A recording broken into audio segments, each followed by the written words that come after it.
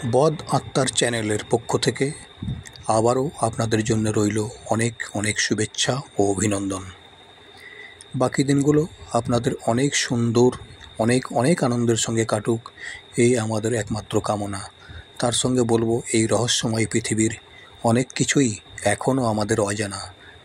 তাই বলবো, আপনি নিজেও সাবধানতা অবলম্বন করুন এবং অপরকেও সাবধানী হওয়াতে শেখান। আর বেশি কথা নয়, এবার শুরু করব আজকের গল্প সত্যের সন্ধানে, এপিসোড 3।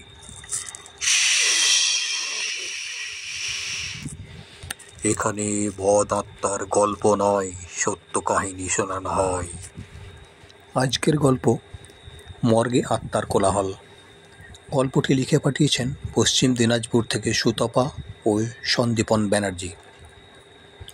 সন্দীপন লিখেছেন, এটা হলো আমার পাশের বাড়ির ঘটনা। সম্পর্কে আমি তাকে দাদা বলে ডাকতাম এবং ওনার বউকে বৌদি।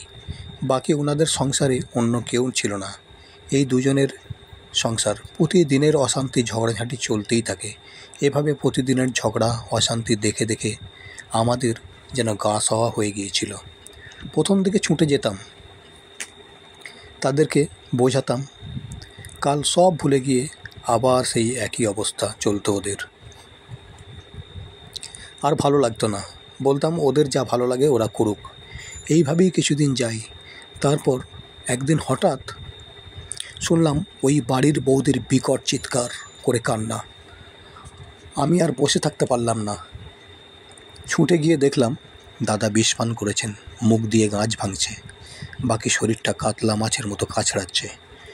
গ্রামে আর কয়েকজন মিলে ধরাধরি করে বাড়ির কাছাকাছি একটা স্বাস্থ্যকেন্দ্রে নিয়ে গেলাম। ওরা পেশেন্টের অবস্থা দেখে দিনাজপুর সদর হাসপাতালে নিয়ে যাওয়ার জন্য রেফার করলেন। বুঝতেই তো পারছেন, পেশেন্টের অবস্থা যখন খারাপ হয় তখন আর বাড়ির লোকের মাথা ঠিক থাকে না। যা করার আমরাই করলাম। বাড়ি থেকে দিনাজপুর সদর হাসপাতালের দূরত্ব হবে প্রায় 30 কিলোমিটার। তাড়াহুড়ো করে একটা গাড়ি ঠিক করলাম। তারপর গ্রামের এক যুবককে নিয়ে এবং ওই বৌদিকে নিয়ে বেরিয়ে পড়লাম সদর হাসপাতালের উদ্দেশ্যে। শেষমেশ যখন হাসপাতালে গিয়ে পৌঁছালাম তখন রোগী প্রায় নিথর অবস্থা। ডাক্তারবাবু দেখানোর পর ডাক্তারবাবু ভর্তি তো করলেন, কিন্তু আমরা বুঝতে পারছিলাম রোগীর হাতে আর বেশি সময় নেই। এদিকে আমরাও ভালোই বুঝতে পারছিলাম যে আজ আর কোনোভাবেই বাড়ি ফেরা সম্ভব হবে না। আর এদিকে দুপুর থেকে আমাদের কারো খাওয়া দাওয়াও নেই। এবার শুধু অপেক্ষা আর ঘড়ির কাঁটার দিকে তাকানো। এইভাবে 8টা, 9টা, 10টা পেরিয়ে তখন প্রায় 11টা। ডাক্তারবাবু জানালেন দাদা শেষ নিঃশ্বাস ত্যাগ করেছেন। শুনেই বৌদি কান্নায় ভেঙে পড়লেন। তখন সময় 11টা। বাড়ি ফেরার আর কোনো উপায় নেই, গাড়ি ঘোড়া সব বন্ধ। মরদেহ ময়নাতদন্ত হবে গতকাল, কারণ রাত্রি অনেক হয়েছে। ডোম তার সময় মতো ডিউটি করে বেরিয়ে গেছেন। হাসপাতাল কর্তৃপক্ষ জানালেন গতকাল 11টায় ময়নাতদন্ত হবে এবং অন্যান্য সমস্ত কাজ মিটিয়ে আপনাদেরকে 12টার পর মরদেহ দেওয়া হবে। এই বলে তিনি বেরিয়ে গেলেন। এবার বলি, এই সদর হাসপাতাল সম্বন্ধে আমার খুব একটা বেশি জানা ছিল না। এর আগে একবার মাত্র এসেছিলাম, 1 থেকে 1.5 ঘন্টার মতো ছিলাম। তারপর হঠাৎ হালকা বৃষ্টি পড়তে আরম্ভ করলো। আমরা হসপিটালের ভেতরের দিকে একটা টিনের শেড লাগানো ঘরের দেওয়ালের পাশে গিয়ে দাঁড়ালাম। বৃষ্টির বেগও বাড়তে শুরু করলো। চারিদিক নিঝুম, কারেন্টও চলে যায়।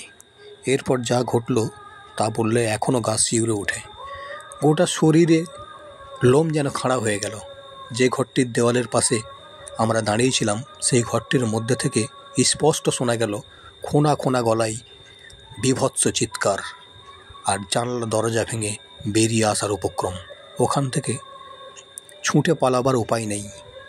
বৃষ্টি তখন প্রবল বেগে হয়ে যাচ্ছে।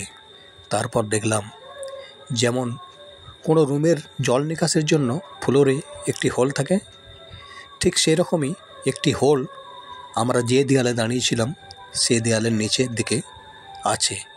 মোবাইল লাইটটি জ্বালাতেই চোখে পড়ল ওই হোল দিয়ে কাঁচা রক্ত গড়িয়ে আসছে আমাদের দিকে। তারপর আমরা আর দাঁড়াতে পারলাম না, ওখান থেকে বৃষ্টি মাথায় নিয়ে ছুঁড় দিলাম। একটা আওয়াজ শুনতে পেলাম, বৌদির নাম ধরে দাদার কণ্ঠস্বর, আমাকে ছেড়ে যেও না, আমাকে ছেড়ে যেও না, ওরা আমাকে মেরে ফেলবে।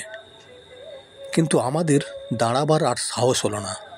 শেষে আমরা রাস্তায় একটি দোকানের শেডের নিচে সারাটা রাত কাটিয়ে পরদিন সকালে জানতে পারলাম গত রাত্রিতে যে দেওয়ালের বাইরে দাঁড়িয়েছিলাম ওই রুমটি ছিল মর্গ। সেখানে প্রতিদিন হাজার হাজার মরা মানুষের লাশ কাটা হয়। ফের একবার দেখলাম যে আমার শরীরের লোমগুলি সব খাড়া হয়ে গিয়েছে। গল্পটি যদি ভালো লেগে থাকে লাইক, শেয়ার, ফলো করতে ভুলবেন না। আর আপনাদের যদি এরকম কোনো সত্য কাহিনীর সাক্ষী হয়ে থাকেন তাহলে আমাদের এই বদ আত্মার কথা চ্যানেলে 8721809015 এই হোয়াটসঅ্যাপ নাম্বারে শেয়ার করুন। আর আপনাদের পুরো ঠিকানা জানাতে ভুলবেন না। যদি আপনাদের গল্প আমাদের চ্যানেলে সেরা বিবেচিত হয় তাহলে আপনি পেয়ে যাবেন আমাদের এই চ্যানেলের পক্ষ থেকে সেরা পুরস্কার। আজ এই পর্যন্ত। আপনাদের সঙ্গে আবার দেখা হবে পরের এপিসোডে এরকমই এক ভয়ঙ্কর ভূতের সত্য কাহিনী নিয়ে। ধন্যবাদ।